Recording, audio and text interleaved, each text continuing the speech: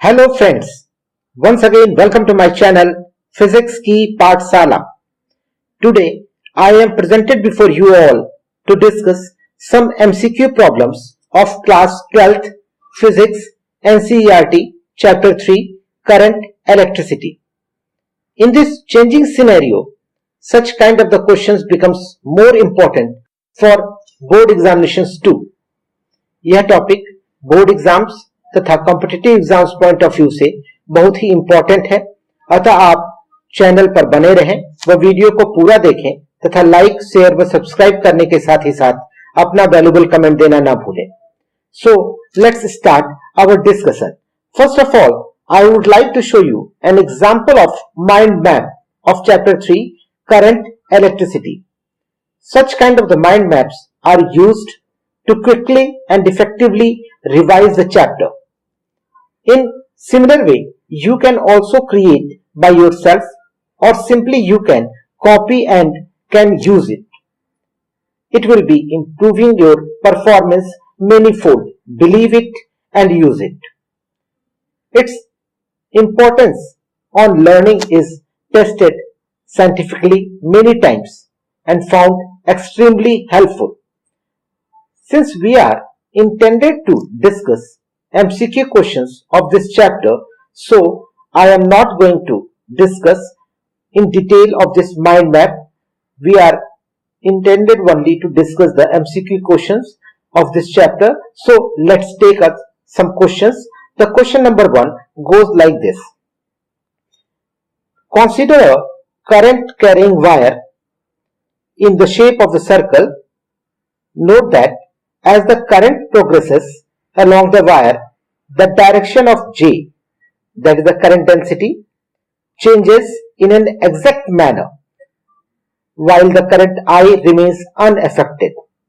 The agent that is essentially responsible for is options are sources of EMF, option B, electric field produced by charges accumulated on the surface of the wire, option C, the charges just behind a given segment of wire which pushes them just the right way by repulsion, and option D, the charges ahead. इस question में ये कहता है कि एक current carrying conductor है जो कि सर्कुलर शेप में है. इसमें करंट अगर I बह रही है तो किसी भी जगह पर अगर करंट I की वैल्यू सेम रहती है, फिक्स रहती है, तो वहां पर जो करंट डेंसिटी है, current density that is J, it changes in the same value in the same manner as the current I. If the current I is fixed, constant, it is not changing, then the current density direction is also not changing. So for this one, what may be the responsible factors or the agents we have to discuss, we have to find out. Since we know that at any point the current density J depends on the certain factor. The current density J depends on the conductivity,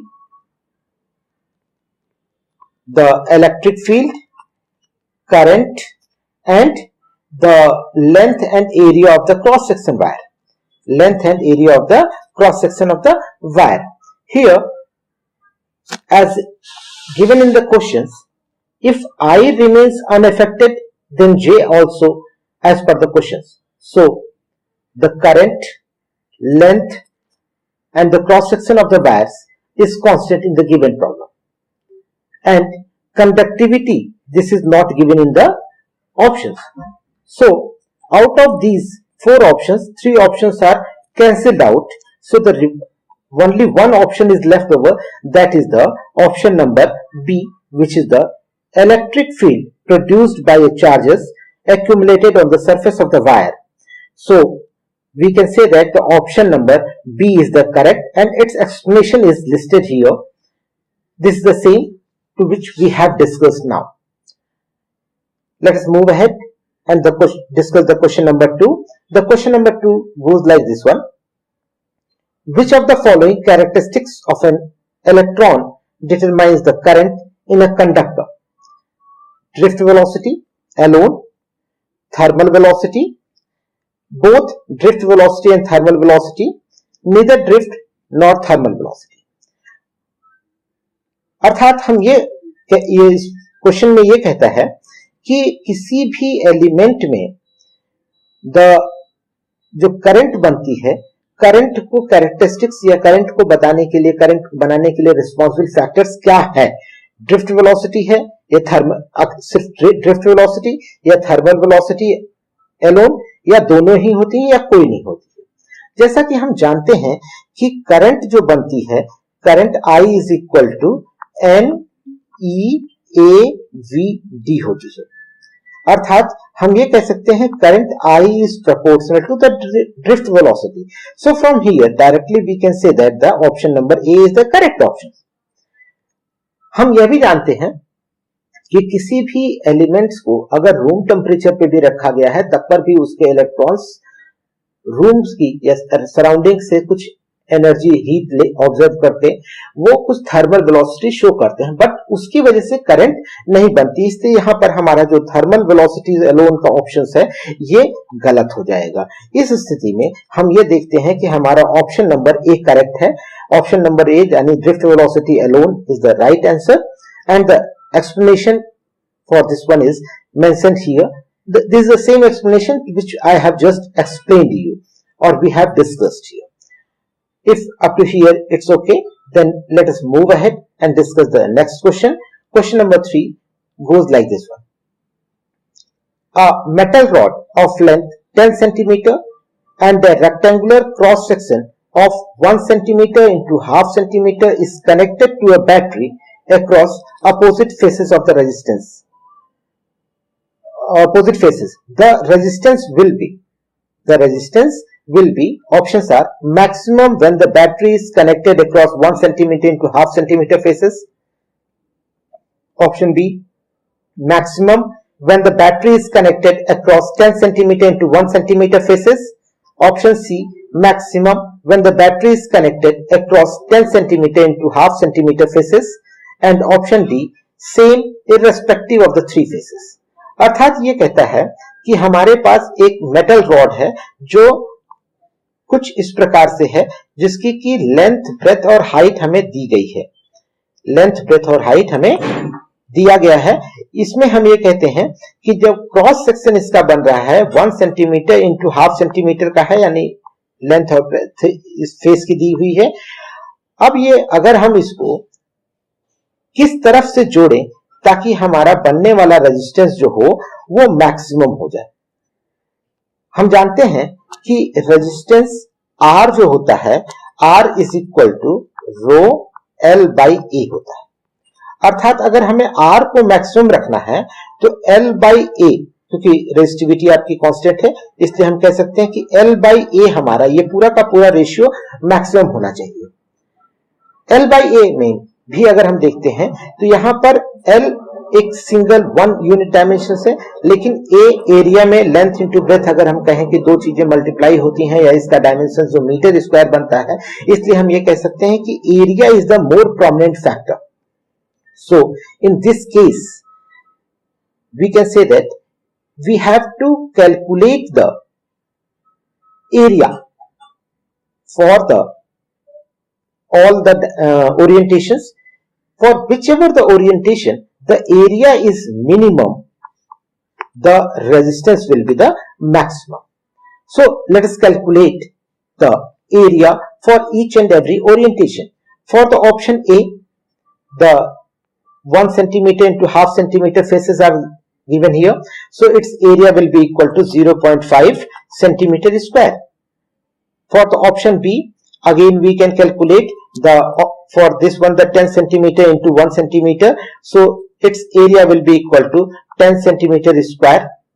And the for option C, the area will be equal to here the 10 centimeter into half centimeter, that is the 5 centimeter square. So if we are comparing these three, then we get that the area of the option A is minimum. अगर area जो option A दिया गया है यानी 1 centimetre into half centimetre, that is 0.5 centimetre square, this area is the minimum अगर ये area minimum है तो उस केस में हमारा R की वैल्यू मैक्सिमम होगा। और जो यहां पर पॉइंट डी दिया गया है कि same irrespective of the three faces, ये तो सिरे से ही खारिज हो जाता है, गलत हो जाता है, क्योंकि हमने अभी अभी डिस्कस किया कि R is equal to rho L by A, यानी इनकी लेंथ और एरिया के रेशियोज पे डिपेंड करता है। इसलिए पॉइंट डी तो सिरे से खारिज हो जाता है। और पॉइंट ए बी सी को अगर हम कंपेयर करते हैं तो ए का एरिया जो मिनिमम आता है, इस वजह से वहां पर बनने वाला जो रेजिस्टेंस होगा वो मैक्सिमम होगा। So we can say that the option A is the correct and the for this one the correct explanation is mentioned here, to which we can read out once again. This is the same that I have just explained to you. If it is clear, then let us move ahead and discuss the next question. The question number 4 goes like this one. Two batteries of EMF E1 and E2, provided the E2 is greater than E1 and internal resistances R1 and R2 respectively are connected in parallel as shown in the figure. Here in the figure they have been shown that these are the two cells connected with each other in the parallel combinations having the EMF E1 and E2 and the internal resistance R1 and R2 respectively. Now the question is, the equivalent EMF, that is the E equivalent of the two cells, is between E1 and E2, that is E1 जो होगा वो छोटा होगा E equivalent से, लेकिन E equivalent छोटा होगा E2 से। अर्थात ये कहें कि E equivalent E1 और E2 दोनों के बीच में होगा। ऑप्शन बी जो कहता है the equivalent EMF E equivalent is smaller than 1, and the option C, the E equivalent is given by the E equivalent is equal to E1 plus E2, यानी उन दोनों के समेशन के बराबर होगा E equivalent, ऐसा दिया गया है। Option D, E equivalent is independent of the internal resistances R1 and R2। जैसा कि हम लोगों ने पढ़ा था कि the equivalent EMF in the parallel combination of the cells is given by E1 R1 plus E2 R2 by R1 plus R2। तो अगर हम इसको यूज करें तो सबसे पहले तो हम यही कह सकते हैं कि हमारा ऑप्शन डी गलत हो जाता है, क्योंकि इसने बोला था E equivalent is independent of the internal resistance of R1 and R2, जबकि हम यहाँ सीरीज देख रहे हैं कि R1 and R2 पे डिपेंड करता है। सो अगर इस फॉर्मूले को हम यूज करते हैं तो it is clear that the point B C and D are incorrect by the formula. According to formula, only option A is the correct option. Hence, we can say that the EMF will be, the equivalent EMF of the two cells is between E1 and E2. That is, the E equivalent will be equal to greater than E1 but smaller than E2. So, the option A is the correct, and for this one, the explanation may be right like this one. This is the same which just we have discussed. Up to here, if it's okay, then let's move ahead and discuss one more problems. That is the question number 5. Question number 5 goes like this. A resistance R is to be measured using a meter bridge. A student chooses the standard resistance S to be 100 ohm. He finds null point L1 is equal to 2.9 centimeter. He is to attempt to improve the accuracy. Which of the following is the useful way? वो अगर उसकी accuracy को, या हम ये कहें कि sensitivity of the meter bridge को अगर इंक्रीज करना चाहता है तो उसको क्या करना चाहिए। जैसा कि हम यहाँ देख रहे हैं कि हमारा L1 2.9 सेंटीमीटर आ रहा है, यानी किसी एक ही टर्मिनल के पास, बहुत पास में हमारा 2.9 सेंटीमीटर की दूरी पर ही, एक टर्मिनल से 2.9 सेंटीमीटर की दूरी पर ही नल पॉइंट आ जा रहा है। उस अवस्था में हम जानते हैं कि हमारा मीटर ब्रिज बहुत सेंसिटिव नहीं होगा, बहुत जो आने वाली रीडिंग होगी वो भी बहुत करेक्ट नहीं होगी। हमने जैसा पढ़ा था कि अगर हमें ज्यादा अच्छा या एक्यूरेट या मोर सेंसिटिव चाहिए रीडिंग्स, तो हमारा नल पॉइंट लगभग मीटर ब्रिज के बीच में आना चाहिए, और मीटर ब्रिज के अगर हम लेंथ की बात करें तो 100 सेंटीमीटर होता है, अर्थात हम ये कह सकते हैं कि उसके बीच में यानी 50 सेंटीमीटर के आसपास इसकी अगर नल पॉइंट आता है, उस अवस्था में सबसे ज्यादा सेंसिटिविटी होगी। तो अगर ये इसकी सेंसिटिविटी को इंक्रीज करना चाहता है बच्चा, तो उसको क्या करना चाहिए? ही शुड, ऑप्शन ए है, he should measure L1 more accurately. देखिए, अगर L1 को मोर एक्यूरेटली भी मेजर करता है तो हो सकता है कि 1 मिलीमीटर इधर या उधर हो जाए। प्रिसीजन जो अगर है वो ठीक से अगर देख के कर रहा है तो 1 सेंटीमीटर से ज्यादा की 1 मिलीमीटर से ज्यादा की गलती नहीं कर सकता, इसलिए ये ऑप्शन हमारा नहीं सक्सेस होता है। 2.9 की जगह 3 सेंटीमीटर हो जाता है या 2.8 सेंटीमीटर हो जाता है, लेकिन उससे हमारे आने वाले रिजल्ट पे बहुत अंतर नहीं पड़ेगा, क्योंकि वो मिडिल में नहीं आ जाता है, जिसकी वजह से उसकी जो एक्यूरेसी है वो बहुत इंप्रूव नहीं करेगी। हमारे को डिजायर्ड ये है कि अब हमारा जो नल पॉइंट आना चाहिए वो लगभग मीटर ब्रिज के बीच में आना चाहिए, यानी 50 सेंटीमीटर के पास में होना चाहिए। Similarly the option B is he should change S to 1000 ohm and repeat the experiment. यानी जो उसने स्टैंडर्ड रेजिस्टेंस S लगाया था उसको अगर 1000 ओम कर देता है तब उसको मिडिल में रीडिंग मिलेगी। Similarly the option C he has here given is he should change S to 3 ohm and repeat the experiment. And the option D is he should give up hope of the more accurate measurement with a meter bridge. अगर हम यहां पर देखें तो हम जानते हैं कि मीटर ब्रिज की अवस्था में अगर हमने यहां पर रेजिस्टेंस R को फाइंड आउट करना है और S रेजिस्टेंस हमारा जो कि स्टैंडर्ड रेजिस्टेंस लगाया गया था, और आने वाले जो हमारा जो नल पॉइंट की डिफ्लेक्शन है, एक एज से 2.9 सेंटीमीटर है तो दूसरे एज से 97.1 centimeter, that is 100 minus 2.9 centimeter. उस केस में अगर हम व्हीट स्टोन को बैलेंस कंडीशन में लगाते हैं for the null deflection, then we obtain that R by S is equal to L1 by 100 minus L1। अर्थात हम ये कह सकते हैं R is equal to S L1 by 100 minus L1 होगा, या हम ये कह सकते हैं कि यहां से R by S की वैल्यू जो आती है वो 2.9 by 97.1 आती है। Here very easily we can say that for more sensitivity of the meter bridge, null point should be at the middle point. So here we observe that R by S, this quantity is equal to 2.9 by 97.1, that is a near about S is 33 times greater than the R।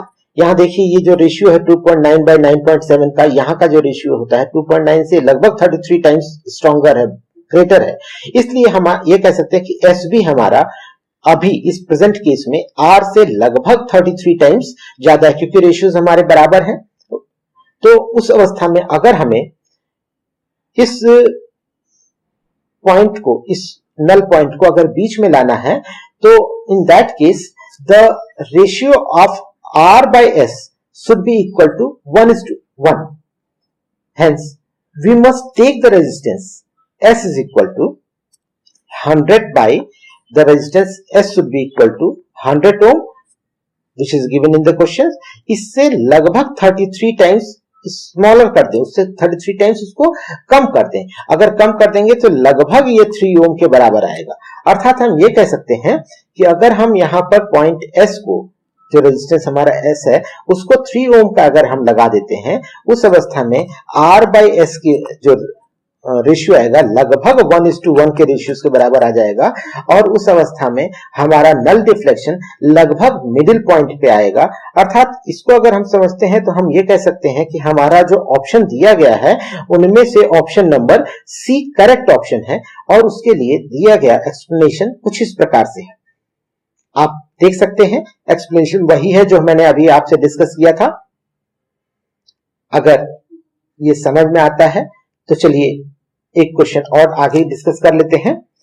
जो question number 6 कुछ इस प्रकार से है, two cells of EMF approximately 5 volt and 10 volts are to be accurately compared using the potentiometer of the length 400 centimeter. The battery that runs the potentiometer should have voltage of the 8 volt।